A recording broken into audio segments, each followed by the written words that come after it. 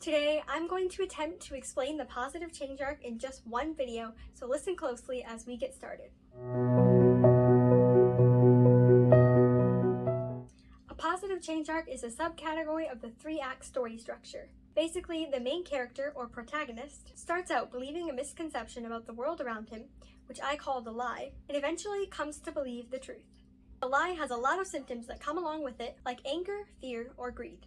The protagonist thinks that by gaining a specific goal, which I call the want, he will be able to get rid of the symptoms. This want is driven by the lie and can be initially good or bad. Either way, the protagonist must eventually embrace the truth, along with the thing that will truly get rid of his symptoms, which I call the need. Both the lie and the want are rooted in events from the protagonist's past. These events are called the ghost and can range anywhere from a traumatic car crash to a failed algebra test.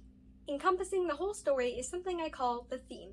This is what ties all the characters and events together, making for a well-rounded story.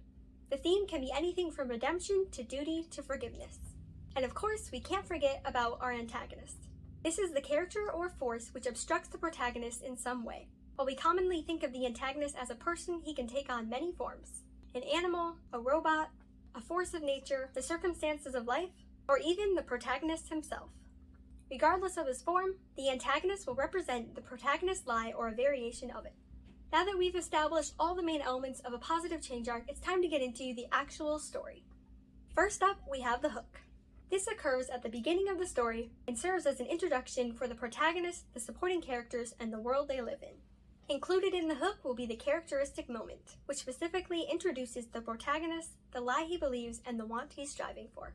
The hook will also set up some questions that will make the audience keep reading until they find the answers. Next is the inciting event. This usually happens around the 12% mark of the story and will serve as a call to adventure for the protagonist. Some kind of event or discovery will beckon the protagonist towards the main conflict and towards the truth. However, the protagonist will refuse for the time being and will try to continue on with his life. The first plot point occurs about a fourth of the way through the story and is the gateway from the first act into the second act. Through some sort of event, the protagonist will be compelled to leave the world he's always known and enter into the adventure world of the main conflict. Though the protagonist might not know it yet, he is also in a world where his lie is basically ineffective. Next up, we have the first pinch point, which happens around the 37% mark of the story. This is where the antagonist makes his presence known, providing the protagonist with a pinch that brings him back to reality. During this event, the protagonist will also attempt to use his lie, only to be punished, showing just how ineffective it is in this strange new world. The midpoint, or second plot point, happens at the very middle of the story. This is when the power of the truth is shown, and the protagonist is forced to face himself in the light of that truth. The event that sets off the midpoint will often provide the protagonist with a piece of information, allowing him to go from reaction to action in the second half of the second act. Next is the second pinch point, which happens around the 62% mark. After the midpoint, things have been going pretty well for the protagonist as he takes action against the antagonist and even grows closer to the truth. The second pinch point provides another pinch, reminding the protagonist of the antagonist's power, as well as of the fact that he must choose between the truth and the lie. Then we have the third plot point, which comes at the 75% mark of the story and serves as a gateway from the second act into the third act. This is the lowest moment for the protagonist when he is faced with defeat and failure. He is also presented with a choice between the truth and the lie, as well as a choice between the need and the possibility of losing his want forever. Eventually, the protagonist will reject his lie and embrace the truth once and for all. Now comes the climax, the final showdown, which begins around the 88% mark and lasts for much of the remaining story.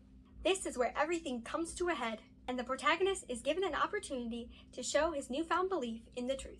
Included in the climax is the climatic moment, which is almost like a new characteristic moment for the protagonist. The climatic moment is the point where the antagonist and the protagonist come face to face with each other. While at first it might seem like the antagonist and the lie are too powerful, the protagonist will eventually prevail, saving the day and proving his devotion to the truth. Lastly, we have the resolution, which occurs around the 98% mark of the story. This is when the last loose ends are tied off, and the protagonist and supporting characters enter into a world that's based on the truth.